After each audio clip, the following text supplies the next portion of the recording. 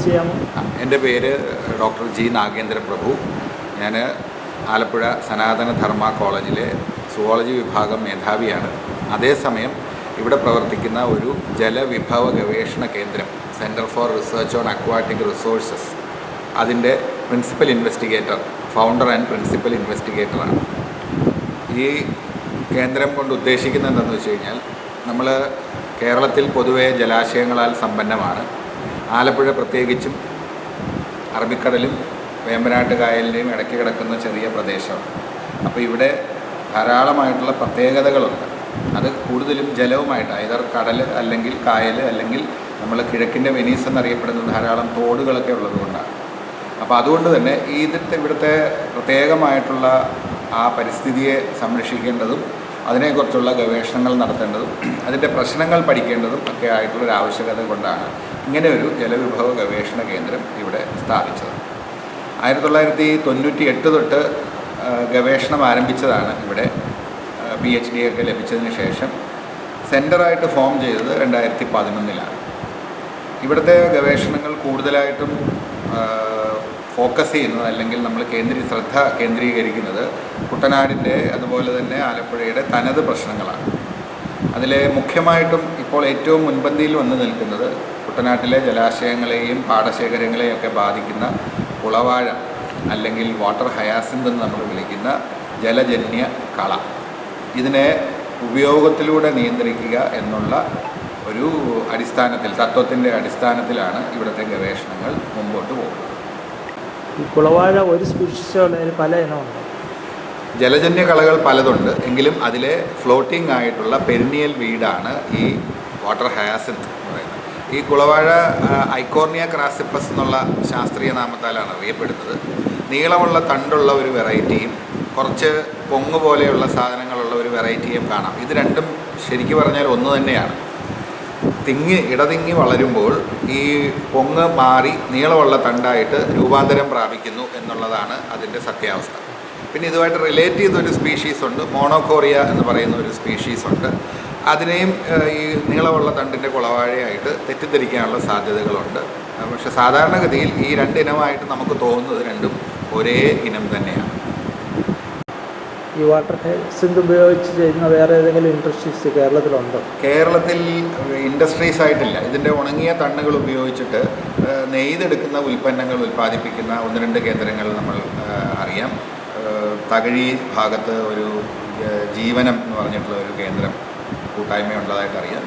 അവർ കുറച്ചുകൂടെ നന്നായിട്ട് ചെയ്തുകൊണ്ടിരിക്കുന്നത് കിഡ്സ് കോട്ടപ്പുറം, കൊടുങ്ങല്ലൂർ അടുത്തുള്ള കോട്ടപ്പുറത്തിൽ കിഡ്സ്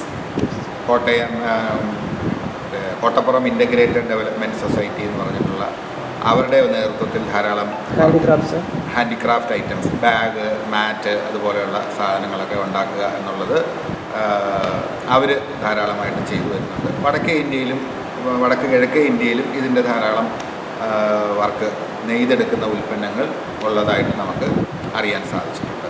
ഞങ്ങൾ ആ രംഗത്ത് ചെറിയ കാൽവയ്പ്പുകൾ നടത്തിയിട്ടുണ്ട്. ഈ ബയോഗ്യാസ് പ്ലാന്റ് ഇതിനു വേണ്ടിയിട്ട് പ്രത്യേകമായിട്ട് ഡിസൈൻ ചെയ്യുന്ന അങ്ങനെ ആരുണ്ട്? അല്ല, ബയോഗ്യാസ് പ്ലാന്റ് സാധാരണ ബയോഗ്യാസ് പ്ലാന്റ് തന്നെ ഇതിനകത്ത് ഉപയോഗിക്കാം. അതല്ലാതെ ചേർത്തലയിലുള്ള ഒരു ന്യൂറോടെക് എന്ന് പറയുന്ന ഒരു ഗ്രൂപ്പ്, അവർ ഇതിനു വേണ്ടി തന്നെ ഒരു പ്രത്യേക ഇത് ഡിസൈൻ ചെയ്തിട്ടുണ്ട് എന്ന് അറിയാം. അവരുടെ ഡീറ്റെയിൽസ് വേണമെങ്കിൽ നമുക്ക് തരാം.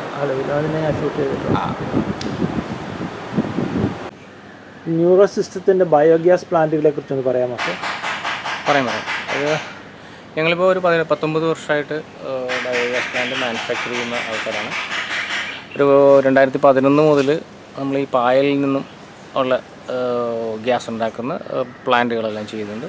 അതുപോലെ തന്നെ കിച്ചൺ വേസ്റ്റും അതിൽ ഉപയോഗിക്കാൻ സാധിക്കും. പിന്നെ ഇതിൻ്റെ പ്രത്യേകതകളെന്ന് വെച്ചാൽ നമുക്ക് കൺസീൽഡ് ആയിട്ടുള്ള മോഡലുകളുണ്ട്, ഓപ്പൺ ആയിട്ടുള്ള മോഡലുകളുണ്ട്, പല ടൈപ്പുണ്ട്. പിന്നെ കോമ്പാക്റ്റ് ആയിട്ടുള്ള മോഡലുകളുണ്ട്. ഒരു സിറ്റിയിലൊക്കെ താമസിക്കുന്നവർക്ക് പറ്റുന്ന മോഡലുകളുണ്ട്. 60 സെൻറ്റിമീറ്റർ ഡയറുള്ള പ്ലാന്റുകളുണ്ട്.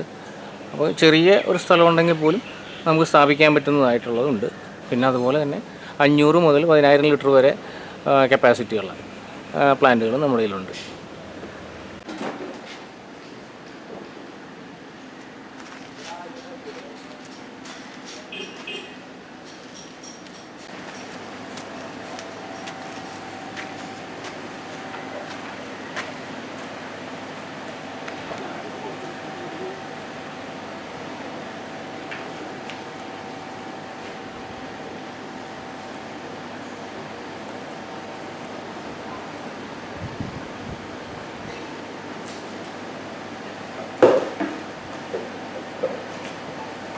മെയിനായിട്ട് ഉപയോഗിക്കുന്നതാണ്. ഇതിൽ ഗ്യാസ് വരുന്നില്ല.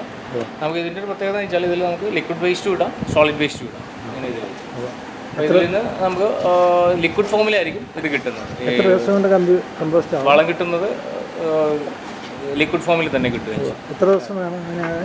ഇനിഷ്യൽ 10 ദിവസം, അത് കഴിഞ്ഞ് ഡെയിലി കിട്ടിക്കൊണ്ടിരിക്കും. ഡെയിലി ഇപ്പോൾ ഇതിൽ നമുക്കൊരു 3-4 ലിറ്റർ വളമായിട്ട് ഇത് കിട്ടുകയും ചെയ്യും. അതിനകത്ത് ഈ കുളവാഴ പായലൊക്കെ ഇടാം? കുളവാഴ പായൽ അങ്ങനെയുള്ള ഇടാം സാർ. അതെന്നാ വിലയുള്ളത്? അത് ഇതിനാകുമ്പോൾ ഒരു 12,000 അതിലാണ് സ്റ്റാർട്ട് ചെയ്യുന്നത്. അത് വലിപ്പം അനുസരിച്ച് കൂടും, കുറയുന്നതനുസരിച്ച് അങ്ങനെ കുറയും. അപ്പോൾ കമ്പനി തന്നെ വന്ന് ഇൻസ്റ്റാൾ ചെയ്ത്? ഇല്ല, ഞങ്ങൾ അങ്ങനെ ഇല്ല, ഞങ്ങൾക്ക് ഡീലേഴ്സ് ഉണ്ട്, അവർ വഴിയായിരിക്കും ചെയ്യും. പിന്നെ അടുത്തൊക്കെ ആണെങ്കിൽ നമ്മൾ നേരിട്ട് കേരളം മുഴുവൻ ചെയ്യും? കേരളം മുഴുവൻ ചെയ്തു. അഡ്രസ്സും ഫോൺ നമ്പർ എന്ന് പറയാമോ? എൻ്റെ പേര് വിനോദ് എന്നാണ്, neuro systems Cherthala. Phone number 9846188088. എത്ര കിലോ ഒരു ദിവസം? പക്ഷെ അത് ഡിപ്പെൻസ് ആണ്, അത് വെച്ചാൽ കപ്പാസിറ്റി അനുസരിച്ച് മാറും. അത് 0.5 ആണെങ്കിൽ നമുക്കൊരു 3 kg സോളിഡ് വേസ്റ്റ് ഇടാൻ സാധിക്കുള്ളൂ. പിന്നെ 1 ക്യൂബിലൊക്കെ ആണെന്നുണ്ടെങ്കിൽ 10 kg വരെ ഇടാൻ സാധിക്കും. വീട്ടിലെ വേസ്റ്റിൻ്റെ കൂട്ടത്തിൽ തന്നെ ഈ പായലിടാം? കുളവായിടാം. ഇപ്പം നമ്മളുടെ കായലിന് ഭയങ്കര ഹാനികരമായിട്ട് വന്നിരിക്കുന്നത്, ഇപ്പോൾ നമുക്ക് ഒരു സുഖമായിട്ട് ബോട്ടിലോ വള്ളത്തിലോ ഒന്നും സഞ്ചരിക്കാൻ പറ്റാത്ത വിധത്തിലാണ് ഈ പോള വളർന്ന് നിൽക്കുന്നത്. ഒരു പരിധിവരെ ഇല്ലാതാക്കാൻ പറ്റും? ഒരു പരിധിവരെ നമുക്ക് നമ്മളെ കൊണ്ട് ചെയ്യാൻ സാധിക്കും. ഈ കുളവാഴ ഇട്ട എത്ര ദിവസം കൊണ്ട് അതിൽ നിന്ന് ഗ്യാസ് ഉണ്ടാക്കും? കുളവാഴ കഴിഞ്ഞാൽ നമുക്ക് ഇനിഷ്യൽ ഇതിൽ ചാണകം തന്നെയാണ് എല്ലാം ഇടുന്നത്. അത് കഴിഞ്ഞിട്ട് ഡെയിലി ഫീഡ് ചെയ്തുകൊണ്ടിരിക്കുക, അതിൽ നിന്ന് ഡെയിലി ഗ്യാസ് ലഭിച്ചുകൊണ്ടിരിക്കും. പിന്നെ കുറച്ചുകൂടെ ഗ്യാസ് ടൈം കൂടുതലും കിട്ടും. എന്നുവെച്ചാൽ ഇത് പെട്ടെന്ന് കഴിഞ്ഞ് പോകുന്നതുകൊണ്ട് പെട്ടെന്ന് ഗ്യാസ് കൂടുതലും കിട്ടും. എത്ര ദിവസം കൊണ്ട് ഇത് ചെയ്യും? അല്ല, ഇത് നമ്മൾ ഇനിഷ്യലി ചാണകമാണ് നിറയ്ക്കുന്നത്. ചാണകം നിറച്ച് കഴിഞ്ഞാൽ ഒരു 5 to 10 ഡേയ്സിനുള്ളിൽ ഗ്യാസ് ഫോം ചെയ്യും. പിന്നെ വരുന്നത് നമ്മൾ ഡെയിലി ഇതിലേക്ക് വേസ്റ്റ് ഇട്ടുകൊണ്ടിരിക്കുക, അത് പായലോ എന്താണ് അത് ഇട്ടുകൊണ്ടിരിക്കുക, അതിൽ നിന്ന് ഡെയിലി ഇങ്ങനെ കിട്ടിക്കൊണ്ടിരിക്കും. ഈ കുളവാഴ യൂസ് ചെയ്യുന്ന ആൾക്കാർ ഒരുപാടുണ്ടോ? ഉണ്ടോ, 2011 മുതൽ ഉപയോഗിക്കുന്നുണ്ട് ആൾക്കാർ. പിന്നെ ഇതിൻ്റെ ഒരു ബുദ്ധിമുട്ടെന്ന് വെച്ചാൽ ഇത് കായൽ തീരത്ത് ഉള്ളവർക്ക് ഇത് അത്ര പറ്റുള്ളൂ, അതിൻ്റെ ഒരു ബുദ്ധിമുട്ട് മാത്രമേ ഉള്ളൂ. ഇത് കട്ട് ചെയ്ത് തരണം അല്ലേ? കട്ട് ചെയ്തിടണം. അത് ചെറിയ ഇതിൻ്റെ ഇൻലെറ്റ് എന്ന് പറഞ്ഞാൽ ചെറുതാണല്ലോ, അപ്പോൾ അതിലേക്കൊക്കെ നമ്മൾ കട്ട് ചെയ്ത് വേണം. കട്ട് ചെയ്ത് ഇതിൻ്റെ വേസ്റ്റ് എങ്ങനെ എന്തൊക്കെ യൂസ് ഉണ്ട്? അത് ഡീകമ്പോസ് ചെയ്തിട്ട് പുറത്തേക്ക് വരും. അത് മൂലകങ്ങൾ കൂടിയ വളമായിട്ട് നമുക്ക് പച്ചക്കറിക്കോ കൃഷിക്കോ ഒക്കെ ഉപയോഗിക്കുകയും ചെയ്യും. ബയോബിന്നും ഉപയോഗിക്കാം. ഇവിടെ കനാലുകൾ നേരത്തെ 2 വർഷം മുമ്പ് കോരി മാറ്റി. ഇപ്പോൾ അതിൻ്റെ അവസ്ഥ എന്താണെന്ന് അറിയാം? അല്ല, ഈ കനാലുകളിൽ ഈ കുളവാഴ മാത്രമല്ല, അതിൻ്റെ ആഴം കുറയുന്നതുണ്ടാവും, പ്ലാസ്റ്റിക് മാലിന്യങ്ങളുണ്ട്, മറ്റ് ചെടികളുണ്ട്. അപ്പോൾ അതിലെ ഒരു പ്രശ്നം മാത്രമാണ് ഈ കുളവാഴ എന്ന് പറയുന്നത്. ഈ കുളവാഴ വാരി മാറ്റുമ്പോൾ അടുത്ത കനാലിൽ നിന്നും വരാനുള്ള സാധ്യതകളും ഉള്ളതിൽ നിന്നും പൊട്ടിമുളച്ച് വരാനുള്ളതും ഒക്കെ ആലപ്പുഴക്കാർക്ക് വളരെയധികം പരിചിതമാണ്. ഇപ്പോൾ പഴയ അവസ്ഥ തന്നെ മിക്കവാറും എല്ലാം പഴയ അവസ്ഥയിലേക്ക് പോകും, അല്ലെങ്കിൽ ഇടയ്ക്കിടയ്ക്ക് നമ്മൾ വാരി മാറ്റിക്കൊണ്ടിരിക്കണം. അതാണ് എൻ്റെ പ്രശ്നം. അത് വാരി മാറ്റം കൊണ്ടുവന്ന ആ മെഷീൻ തന്നെ അതിനകത്ത് അതെ അങ്ങനത്തെ 45 ലക്ഷം രൂപ പോയി. അതെ അങ്ങനത്തെയൊക്കെ ഒത്തിരി റിപ്പോർട്ടുകൾ നമുക്ക് അറിയാം.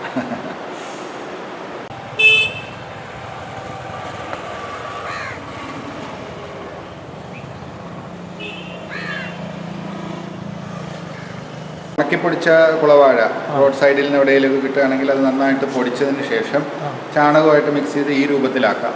അതല്ലെങ്കിൽ നമ്മുടെ ഇത് കിച്ചൺ എക്സ്ട്രൂഡറാണ്, നമ്മൾ സേവനാഴി എന്ന് പറയും. സേവനാഴിക്കകത്ത് ഇതിട്ട് കഴിഞ്ഞാൽ നമുക്കത് ഇതുപോലെ കിട്ടും. അപ്പം ഇങ്ങനെ ചെയ്യുമ്പോൾ കൂടുതൽ ഇന്ധനക്ഷമതയുള്ളതാണ്. അതില്ലെങ്കിൽ നമ്മൾ വലിയ മെഷീനറി ഉണ്ട്, വലിയ മെഷീനറിയിൽ പോകുമ്പോൾ ഇതിനകത്ത് 100% കുളവാഴ മാത്രമേ ഉള്ളൂ, മറ്റേതിനകത്ത് ചാണകം കൂടെ വേണം. അപ്പോൾ ഇങ്ങനെ വലിയ മെഷീനറി ഉണ്ടെങ്കിൽ 3 ഫേസ് കണക്ടറും ചിലവുമുണ്ട്, ഭാരിച്ച പണച്ചെലവും ടെക്നിക്കൽ സ്റ്റാഫും ഒക്കെ ഉണ്ടെങ്കിൽ ഇതുപോലെ ചെയ്യാൻ പറ്റും. എത്ര കിലോ ഉണ്ടെങ്കിൽ ഇത്ര ആക്കി എടുക്കാം? അല്ല, അത് വളരെയധികം കൂടുതൽ. ഒരു 100 കിലോ ഇട്ടാൽ നമുക്ക് ഇതൊരു ചെറിയ ചാക്കിനകത്ത് കിട്ടും.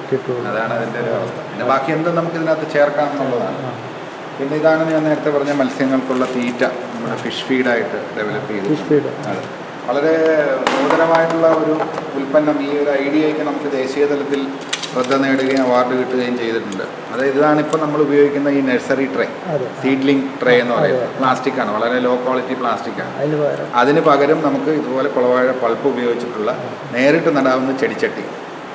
അതിങ്ങനെയാക്കാം. ചെറിയ രൂപത്തിലുള്ളതാക്കാം, അതല്ലെങ്കിൽ കുറച്ചുകൂടെ വലിപ്പത്തിൽ നമുക്ക് സീഡ്ലിംഗ് പോട്ട്സ് ആക്കാം. ഈ ഇതിൻ്റെ സീഡ്ലിംഗ് പോട്ട്സിൻ്റെ പ്രത്യേകത എന്ന് പറഞ്ഞു കഴിഞ്ഞാൽ നേരിട്ട് നടാവുന്ന ചെടിച്ചട്ടിയാണ്. നേരെ ഇതിനകത്ത് നടിയിൽ മിശ്രിതമോ മണ്ണോ നിറയ്ക്കുക, വിത്ത് ഇടുക, മുളപ്പിക്കുക, അത് തന്നെ നമുക്ക് നടാം. ചെടിച്ചട്ടി തന്നെ വളമായി മാറുന്ന അത്ഭുത സാങ്കേതിക വിദ്യ. ഇതിൻ്റെ എല്ലാം ട്രെയിനിങ് ഇവിടെ തരും. ഇതിൻ്റെ എല്ലാം ട്രെയിനിങ് ഞങ്ങളിവിടെ കൊടുക്കുന്നുണ്ട്. ടെക്നിക്കൽ നോഹൗ ഫ്രീ ആണോ? അല്ല, ഇതിന് നമ്മൾ വികസിപ്പിക്കുന്നതിന് നമ്മൾ 10-25 വർഷത്തെ നമ്മളുടെ എഫേർട്ട് ഇതിനകത്തുണ്ട്. അതുപോലെ തന്നെ സ്റ്റുഡൻറ്റ് സ്റ്റാർട്ടപ്പുകൾക്ക് ഇതിനൊരു വരുമാന മാർഗ്ഗമാണ്. അപ്പം ട്രെയിനിങ് പ്രോഗ്രാം ചാർജ്ഡ് ആണ്. ടെക്നോളജി ഏതൊക്കെ വേണം അതനുസരിച്ചിട്ട് ചെറിയ തോതിലുള്ള ഒരു നമുക്കതിൻ്റെ ഒരു കോമ്പൻസേഷൻ വേണമല്ലോ. സൗജന്യമല്ല എന്ന് നമ്മൾ മനസ്സിലാക്കണം.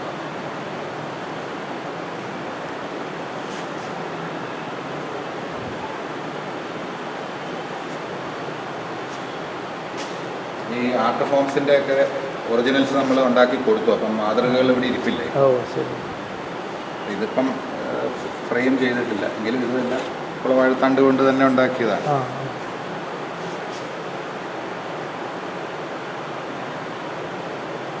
സാർ എങ്ങനെയാണ് ഈ ഫീൽഡിലേക്ക് വരാനുള്ള കാര്യം? ഞാൻ വരാനുണ്ടായ കാരണം നമ്മൾ PhD എടുത്തു കഴിഞ്ഞത് 96-97 PhD ഗവേഷണം. 98 തൊട്ട് ഇൻഡിപെൻഡൻ്റ് ആയിട്ട് നമ്മൾ സ്വതന്ത്രമായിട്ട് ഗവേഷണം തുടങ്ങുമ്പോൾ ഒരു വിഷയം തിരഞ്ഞെടുത്ത് നമ്മൾ ചെയ്യണം. അപ്പോൾ ആ ഒരു വിഷയം ആലപ്പുഴക്കാരനായതുകൊണ്ട് നമ്മുടെ കനാലുകളുടെ അവസ്ഥ വളരെ ചെറുപ്പത്തിലേ കണ്ട് വളർന്നതാണ്. എല്ലാ കനാലുകളും പാടശേഖരങ്ങളും വെമ്പനാട്ട് കായലിലും ഒക്കെ കുളവാഴ വലിയൊരു ശല്യമായതുകൊണ്ട് അതിൽ ഗവേഷണം നടത്തണം, അതിനെ എങ്ങനെയെങ്കിലും മെരുക്കാൻ സാധിക്കുമോ എന്നുള്ള ചിന്തയിലാണ് 1998 ഈ ഒരു ഗവേഷണം ആരംഭിക്കുന്നത്. അത് പിന്നീട് വികസിച്ച് ഒരു ജലവിഭവ ഗവേഷണ കേന്ദ്രമായിട്ട് മാറി. ഇത്രയധികം വൈവിധ്യമാർന്ന ഉൽപ്പന്നങ്ങളായി, സ്റ്റുഡൻറ്റ് സ്റ്റാർട്ടപ്പായി, പരിശീലന കേന്ദ്രമായി, അന്താരാഷ്ട്ര പ്രോജക്റ്റായി. അപ്പോൾ അങ്ങനെ ഒരു സംതൃപ്തമായിട്ടുള്ള അല്ലെങ്കിൽ വളരെ സന്തോഷം നൽകുന്ന ഒരു ഗവേഷണമാണ് കഴിഞ്ഞ ഏതാണ്ട് 25 വർഷങ്ങൾ കൊണ്ട് നമുക്ക് കാഴ്ചവെക്കാൻ സാധിച്ചത്. ഞാൻ ആലപ്പുഴക്കാരനാണ്. കുട്ടനാടിൻ്റെ ബോർഡറാണല്ലോ. ഞാൻ ആലപ്പുഴ ടൗൺ. ആലപ്പുഴ മുല്ലക്കൽ തന്നെയാണ്. മുല്ലക്കൽ തന്നെ ഹൃദയ ഭാഗത്ത് തന്നെയാണ് എൻ്റെ വീട്. പല സ്ഥലത്തും വാട്ടർ ബോഡീസ് വെള്ളം എടുത്ത് ടെസ്റ്റ് ചെയ്തപ്പം ഒന്നും കുടിക്കാൻ കൊള്ളുന്നില്ല. അതിൻ്റെ അസിഡിക് കണ്ടൻറ്റ് കൂടുതൽ, അല്ലെങ്കിൽ ഹെവി മെറ്റൽസ് ഭയങ്കരമായിട്ട് കൂടുതലും, ഈവൻ മെർക്കുറി വരെയുണ്ട്. അതാണ് ക്യാൻസർ ഇത്രയും അധികം രൂക്ഷമാകാനുള്ള കാരണം എന്ന് പറയും. അതിനെതിരെ നമുക്ക് എന്തെങ്കിലും ചെയ്യാൻ പറ്റുമോ? അല്ല, പ്രകൃതിയെ സംരക്ഷിക്കുക എന്നുള്ളത് അടിസ്ഥാന തത്വങ്ങളിൽ ഒന്നാണ്. അപ്പം ജലം എന്ന് പറഞ്ഞു കഴിഞ്ഞാൽ ജീവനാണ് ശരിക്കും പറഞ്ഞാൽ. അപ്പോൾ അത് കൃത്യമായിട്ട് നമ്മൾ സംരക്ഷിക്കുക. വ്യാവസായ മാലിന്യങ്ങൾ, കൃഷി മാലിന്യങ്ങൾ, വീട്ടിലെ മാലിന്യങ്ങൾ, ഇതെല്ലാം നമ്മളിപ്പോൾ നിസ്സാരമായിട്ട് കൈകാര്യം ചെയ്ത് അടുത്ത് കാണുന്ന കുളത്തിലോ കിണറ്റിലോ അല്ലെങ്കിൽ പറമ്പിലോ അല്ലെങ്കിൽ കടലിലോട്ടൊക്കെ ഒഴുകുക എന്നുള്ള എളുപ്പ വഴിയാണ് നമ്മൾ നോക്കുന്നത്. ഇതെല്ലാം കറങ്ങിത്തിരിഞ്ഞ് പ്രകൃതി തന്നെ ഒരുക്കിയ ഒരു വലിയ ചതിക്കുഴിയിലാണ് മനുഷ്യൻ ചെന്ന് വീണിരിക്കുന്നത്. ഇപ്പോൾ പ്രകൃതിയായിട്ട് അതിലോട്ട് വെള്ളത്തിൽ മാലിന്യം കലർത്തുന്നതല്ല, മനുഷ്യനിർമ്മിതമാണ്. അപ്പോൾ നമ്മൾ ഉറവിടത്തിൽ തന്നെ സംസ്കരിക്കുക, ശാസ്ത്രീയമായിട്ടുള്ള മാർഗങ്ങൾ ഉപയോഗിക്കുക. ഇങ്ങനെയൊക്കെ ചെയ്തിട്ട് വേണം നമ്മൾ ഈ മാലിന്യ പ്രശ്നം പരിഹരിക്കാൻ. അല്ലാതെ ഒരു മാജിക് റെമഡി വെച്ചിട്ട് നമുക്കൊന്നും ചെയ്യാൻ പറ്റില്ല. നമ്മളുടെ പിന്നെ ഈ പറഞ്ഞ ഒരു വേസ്റ്റ് മാനേജ്മെൻറ്റ് സ്ട്രാറ്റജി നമ്മൾ കൃത്യമായി പ്ലാൻ ചെയ്യണം. ജലാശയങ്ങളിലേക്കൊന്നും വലിച്ചെറിയാതെ, പ്ലാസ്റ്റിക്കും മറ്റ് വേസ്റ്റുകളും എല്ലാം വലിച്ചെറിയാതെ കൃത്യമായി ഉറവിടത്തിൽ തന്നെ സംസ്കരിച്ച് കൊണ്ടുപോകണം, വേർതിരിച്ച് കൊണ്ടുപോകണം. ഇങ്ങനെയൊക്കെയുള്ള ലളിതമായ കാര്യങ്ങൾ ചെയ്താൽ വലിയ പ്രശ്നങ്ങളിൽ നിന്ന് നമുക്ക് മോചനം നേടാൻ സാധിക്കും. ഈ കുളവാഴ കൊണ്ട് വാട്ടർ ഫിൽറ്റേഴ്സ് ഉണ്ടാക്കി ചെയ്യുന്നൊരു പ്രോഗ്രാം ഉണ്ടല്ലോ. അതുകൊണ്ട് ഈ കുളവാഴയുടെ വേരുകൾ നിറച്ചിട്ടുള്ള പൈപ്പിനകത്തും അല്ലെങ്കിൽ ഇതിനകത്തുമൊക്കെ ജലശുദ്ധീകരണത്തിനായിട്ടുള്ള മാർഗ്ഗങ്ങൾ ഉള്ളതായിട്ട് ഞാൻ വായിച്ചിട്ടുണ്ട്. പക്ഷേ നേരിട്ട് ഞാൻ ഗവേഷണം നടത്തിയിട്ടില്ല. അങ്ങനെ റിപ്പോർട്ടുകൾ ധാരാളമുണ്ട്. ഈ ചെടി തന്നെ വളർത്തി വെള്ളത്തിനകത്ത് ഇട്ട് ഡിസ്നി ലാൻഡ് 1970കളിൽ അവരുടെ ജലം ശുദ്ധീകരിക്കാൻ ഈ കുളവാഴ ഉപയോഗിച്ചതായിട്ട് അവർ തന്നെ റിപ്പോർട്ട് ചെയ്തിട്ടുണ്ട്. ചൈനയിലും അമേരിക്കയിലുമൊക്കെ ഇതിൻ്റെ പ്ലാന്റുകൾ ശുദ്ധജലം നിർമ്മിക്കാനുള്ള, അതായത് വ്യാവസായിക മാലിന്യങ്ങൾ വലിച്ചെടുത്ത് ജലം ശുദ്ധീകരിക്കാനുള്ള വ്യാവസായിക അടിസ്ഥാനത്തിലുള്ള പ്ലാന്റുകൾ ഉള്ളതായിട്ടും ശ്രദ്ധയിൽപ്പെട്ടിട്ടുണ്ട്. പക്ഷേ ഞാൻ നേരിട്ട് അതിൽ ഗവേഷണം നടത്തിയിട്ടില്ല. ഇതിനകത്തോട്ടാണ് ഇതുപോലത്തെ മോൾഡുകൾ നമുക്ക് കിട്ടും. അതിൽ നിന്നും നമുക്ക് ഉണ്ടാക്കി കഴിഞ്ഞാൽ ഇങ്ങനത്തെ ഉൽപ്പന്നങ്ങൾ ഉണ്ടാക്കാം. അത് നമുക്ക് പെയിൻ്റൊക്കെ അടിച്ച് മനോഹരമാക്കി ഉൽപ്പന്നമാക്കാം.